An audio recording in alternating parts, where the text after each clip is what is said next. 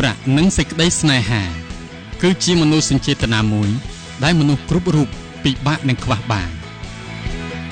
ប៉ុន្តែអ្វីគ្រប់យ៉ាងអាចផ្លាស់ប្ដូរទៅតាមជោគវាសនាពេលវេលានិងទឹកចិត្តនៃសេចក្តីស្រឡាញ់ដែលគ្មានទីបញ្ចប់បុរសម្នាក់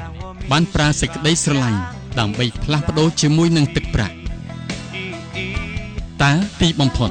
គាត់អាចយកឈ្នះមនោសញ្ចេតនានៃស្នេហាត្រីកោណបានដែរទេទទួលសិទ្ធិផ្ដាច់មុខដោយក្រុមហ៊ុន PPC TV រឿងស្នេហាឬមាសប្រាក់